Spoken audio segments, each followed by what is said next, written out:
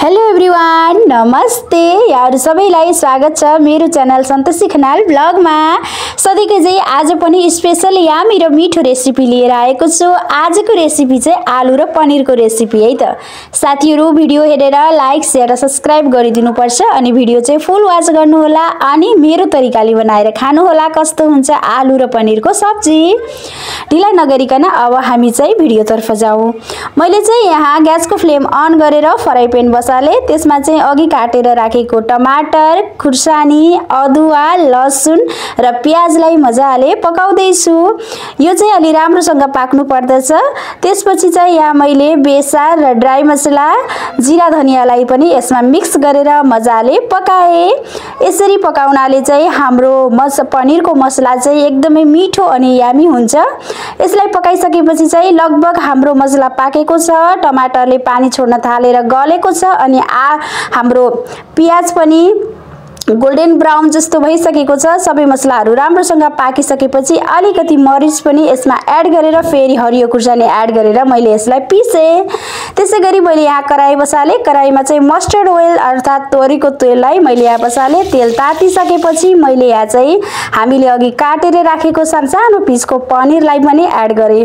पनिरलाई चाहिँ यसरी फ्राई गर्नुपर्छ कि यहाँ भएको सबै पनिरहरू गोल्डन ब्राउन दुवैतर्फबाट हुनुपर्छ, अलिकति क्रन्ची टाइपको। यता चाहिँ मैले आलु बोइल गरेर राखेको थिएँ र सानो पिसमा कट गरे। पनिर चाहिँ राम्रोसँग फ्राई भइसकेको थियो। मैले एउटा प्लेटमा निकाले। देख्न सक्नुहुनेछ पनिर लगभग फ्राई भइसकेको छ। यतिकै फ्राई गर्नुपर्ने हुन्छ। फेरि पनि अलिकति तेल राखेर यसमा चाहिँ हामीले जो गरम मसलाहरू हुन्छ जसमा चाहिँ ल्वाङ, इलायची सबै राखिसकेपछि मैले यहाँ अघि पिसेर राखेको मसला पनि राखे। यसरी मिसाएर राखेर मजाले मसलालाई चाहिँ अलि बेर पकाउनु पर्ने हुन्छ। मसला जति धेरै राम्रोसँग पाकियो त्यति नै हाम्रो सब्जी चाहिँ मिठो यामी हुन्छ। मसलाले पानी एब्जर्ब गर्नुपर्छ अर्थात् तेल बाहिर निस्किनुपर्छ, तब मात्र हाम्रो मसला चाहिँ पाकेको हुन्छ। अहिले चाहिँ हाम्रो मसला बिस्तारै पाक्दैछ।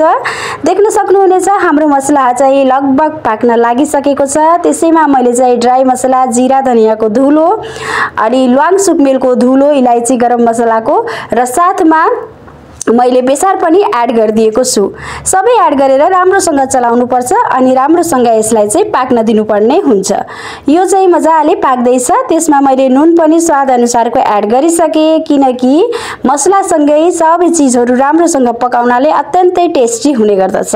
त्यसैगरी मसला तपाईहरु देख्न सक्नुहुन्छ तेल चाहिँ एकदमै एब्जर्ब गरेर निस्किराखेको छ र साथमा अघि कटिङ गरेर राखेको बोइल गरेको आलुलाई मैले यसमा एड गरे।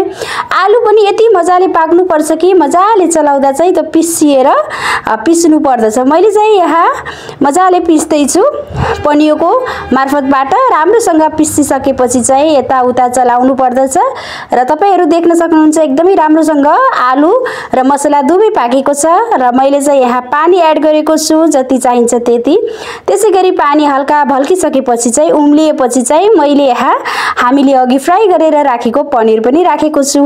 अब चाहिँ हामीले यसलाई ढाक्नु पर्दछ। लगभग 10 मिनेट जति मजाले ढाक्नु पर्दछ। 10 मिनेटपछि तपाईहरु देख्न सक्नुहुनेछ हाम्रो आलु र पनिर चाहिँ मजाले पाकेर एकदमै टेस्टी यामी देखिएको छ। छिटो, मिठो, टेस्टी र यामी रेसिपीको लागि चाहिँ मलाई सम्झिन चाहिँ नबिर्सनु होला है त। अत्यन्तै मिठो हुन्छ, धेरै मिठो हुन्छ र मैले यहाँ चाहिँ सर्भ गर्दै छु र म पहिलो चाहिँ मेरो छोरीलाई खुवाउँदै छु किन मेरो छोरीको फेभरेट हो।